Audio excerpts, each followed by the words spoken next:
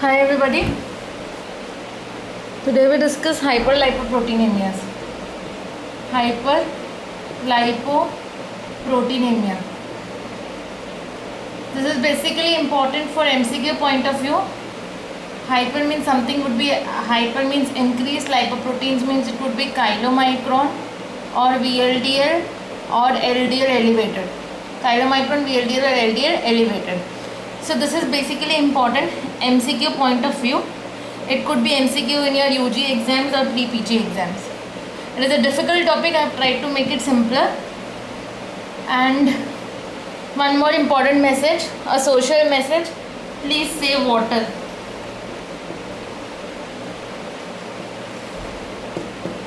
People are in need of it, and I am also in need of it. Thank you. Please do your bit to save water. Now we discuss hyperlipoproteinemias. Hyperlipoproteinemias. See, lots of different type of classification and different subtypes have been given, but I have been doing it according to the basis of what is given in Harrison. So to make it easier, I divided it into three groups. Okay. First is a group which contains eruptive xanthomas. Okay. First is a group which contains eruptive xanthoma, hepatosplenomegaly, and third is pancreatitis. So these are the clinical features of the diseases that we will discuss now: eruptive xanthoma, hepatosplenomegaly, and pancreatitis. In this that is eruptive xanthoma, hepatosplenomegaly and pancreatitis, we have three conditions. That is, first is lipoprotein lipase deficiency, second is Familial-Apothic 2 deficiency, and third is APO5 deficiency. So one is lipoprotein lipase deficiency, second is Familial-Apothic 2 deficiency, and third is APO5 deficiency. What I mean to say is that lipoprotein lipase deficiency, Familial-Apothic 2 deficiency, and APO5 deficiency will all have these symptoms, that is eruptive xanthoma, hepatosplenomegaly, and pancreatitis. Okay, so this group, that is eruptive xanthoma, hepatosplenomegaly, and pancreatitis, will be seen in these three disorders: lipoprotein lipase deficiency, APO-C2 deficiency, and APO5 deficiency. To not remember these numbers, I just wanted to say that there are three diseases which have these three similar symptoms, because sometimes only the symptoms are given in the MCQ and you have to identify which disease it is. First we will discuss these three disorders. Now as I have already told that lipoprotein lipase deficiency, this means there is deficiency of lipoprotein lipase, or the defect is in the gene of lipoprotein lipase. Defect in gene lipoprotein lipase. Similarly, Familial-Apothic 2 deficiency, this means defect is in the APO-C2. And similarly, here the defect is in the APO-C5. Now, I chose these three together for these three diseases for one more reason, because in all these three conditions the lipoprotein that is elevated is chylomicron. Okay, so chylomicron is elevated in these three conditions. APO5 deficiency, there is increase in chylomicron plus there is increase in VLDL. Okay, so lipoprotein lipase deficiency, Familial-Apothic deficiency, and APO5 deficiency, these three have in common the symptoms, that is eruptive xanthoma, hepatosplenomegaly, pancreatitis, as well as increase in chylomicron. Now the other point that we have to remember is that APO5 deficiency is autosomal dominant. Rest these two are autosomal recessive. Okay, so till here we are clear that hyperlipoproteinemia, the lipoprotein lipase deficiency, Familial-Apothic 2 deficiency, and APO5 deficiency, the deficiency is in their name, so the defect we can remember. The lipoprotein that is elevated is chylomicron, and it has eruptive xanthoma, hepatosplenomegaly, and pancreatitis. Now why I did not say to remember the number was because in some books it is also given that lipoprotein lipase deficiency is type 1. So it is type 1. Okay. Not all defects have a type, but lipoprotein lipase deficiency is called as type 1. So this is clear for these three diseases. Eruptive xanthoma, hepatosplenomegaly, pancreatitis is seen in lipoprotein lipase deficiency, ApoC2 deficiency, APO5 deficiency, where there is increase in chylomicron. We will summarize it above that lipoprotein lipase deficiency, ApoC2 deficiency and APO5 deficiency have increased chylomicron and they have eruptive xanthoma, pancreatitis and hepatosplenomegaly. Of this, lipoprotein lipase is a type 1 disorder and these are all autosomal recessive. APO5 is autosomal dominant. So till here we have completed the hyperlipoproteinemia. Now the second thing I wanted to share with you is the other two clinical symptoms, that is tendon xanthoma and coronary heart disease. So now comes the coronary heart disease in picture. For the first three there was no heart disease in picture. Now comes the heart disease, tendon xanthoma and coronary heart disease. So for this we have 5 conditions: familial hypercholesterolemia, cholesterol. Second is familial ApoB100 defect. Third is autosomal dominant hypercholesterolemia. Fourth is autosomal recessive hypercholesterolemia and fifth is cytosterolemia. Okay. Tendon xanthomas and coronary heart disease. So now we have coronary heart disease in picture. We have familial hypercholesterolemia, familial ApoB100, autosomal dominant hypercholesterolemia, autosomal recessive and cytosterolemia. So these two conditions, tendon xanthoma and coronary heart disease, are seen in these 5 hyperlipoproteinemias.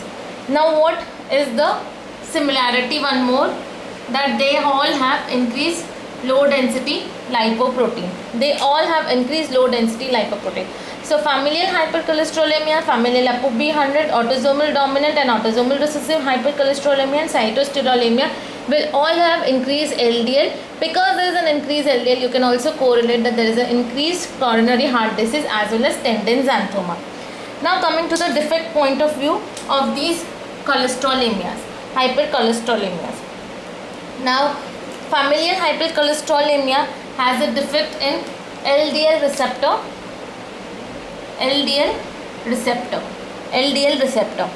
ApoB100 will having a defect in ApoB100 gene.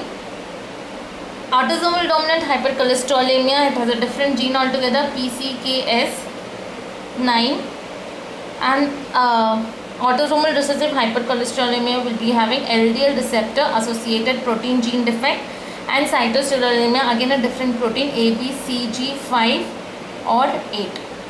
Okay, so the defect also we can remember: familial hypercholesterolemia, LDL receptor protein defect. ApoB100 will have an ApoB100 defect. Hypercholesterolemia, if it is AD, it is PCKS9. If it is autosomal recessive, it is LDL receptor associated protein, and if it is cytosterolemia, it is ABCG5 or 8. And there is increase in LDL, tendon xanthomas and coronary heart disease are seen. Now coming to the type over here. So the familial hypercholesterolemia is called as type 2. So in the first group, the first condition we discussed was type 1, and the second where two conditions are present, that is tendon xanthoma and coronary heart disease. The second is familial hypercholesterolemia. I am making myself clear with these two conditions. We'll again repeat. Lipoprotein lipase deficiency, ApoC2, APO5 was increase in chylomicron. They were autosomal recessive except for 5, which was autosomal dominant. It had eruptive xanthoma, hepatosplenomegaly and pancreatitis. Lipoprotein lipase deficiency was type 1. Tendon xanthoma, coronary heart disease. It had familial hypercholesterolemia, autosomal dominant and autosomal recessive hypercholesterolemia, ApoB100 defect and cytosterolemia. It is increase in LDL, and familial hypercholesterolemia is called as type 2. Okay, because in some MCQs types are asked. Now if again I want to write it, I'll write it as familial, autosomal dominant, autosomal recessive. These are all hypercholesterolemias. Then other one was ApoB100. Another one was cytosterolemia. There was an increase in chylomicron. Increase in LDL. They all had tendon xanthomas and coronary heart disease. Okay. The familial one is called as type 2. Autosomal dominant, autosomal dominant is autosomal dominant. Cytosterolemia is autosomal recessive. Okay.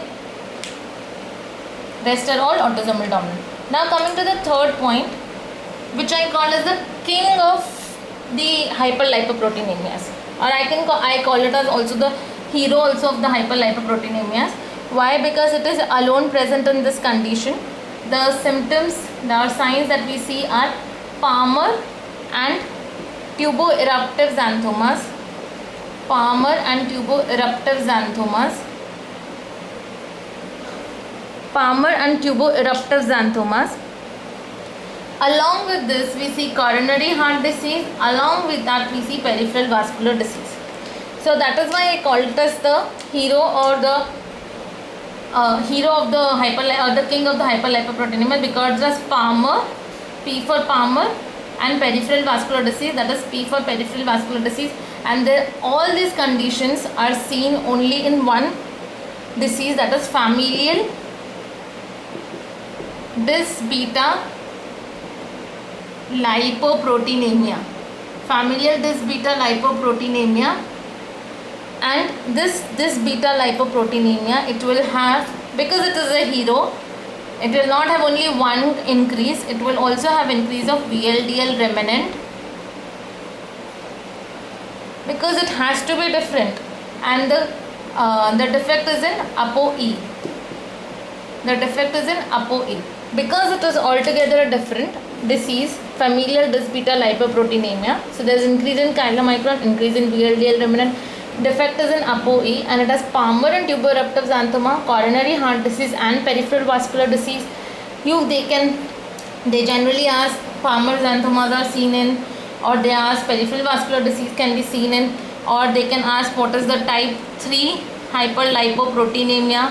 So this is the type 3 hyperlipoproteinemia, whom I call the king or the most important hero of the hyperlipoproteinemias, because here new terms, new conditions are introduced. We again write it down: familial dys-beta lipoproteinemia. It is increase of chylomicrons and VLDL remnants.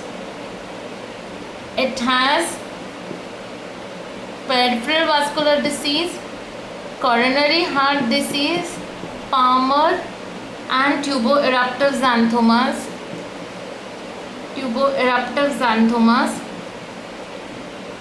And the defect is in ApoE, and we call it as type 3 dys-beta lipoproteinemia. See, there are many names, different names also, which are given to the diseases. There is type 1, type 2, type 3. But the basis remains this only, and it is very important to remember what happens in which type of lipoproteinemia, or which lipoproteinemia has which defect. Okay. So there could be different names, but basically these are the important things that we have to remember. And different books chalk it out in different manner. I read different books, and chalked out the best thing that I could do. Okay, now there are other conditions which are a bit different, and therefore we have not classified into any group. For example, there is a glycosylphosphatidylinositol high density lipoprotein binding protein. Okay, I don't know whether it comes in a MCQ or not, but this glycosylphosphatidylinositol high density binding protein deficiency, obviously the defect will be in the big protein, that is defect will be in GPIHBP1, and there is increase in chylomicron, but we did not take it with the first group because it has two symptoms only, that is it has eruptive xanthoma and pancreatitis. So we are not seeing any hepatosplenomegaly, eruptive xanthoma and pancreatitis. Okay, now coming to another one which is called as familial hepatic lipase deficiency. These are all different disease, different conditions. We do not classify into anything. Familial hepatic lipase deficiency. So obviously, as the name suggests, it is familial hepatic lipase deficiency. This means it is less of hepatic lipase, or the deficiency is hepatic lipase. And there is again a type 4 hyperlipoproteinemia, which is called as familial hypertriglyceridemia. Okay, this is the best I could do for hyperlipoproteinemias. Type 1 is lipoprotein lipase deficiency, type 2 is familial hypercholesterolemia, type 3 is familial beta lipoproteinemia, and type 4 is familial hypertriglyceridemia. Okay, please go through all this. It could be any part of your MCQ in your pre-PG or in your UG exams. Thank you so much for patient hearing, and please save water.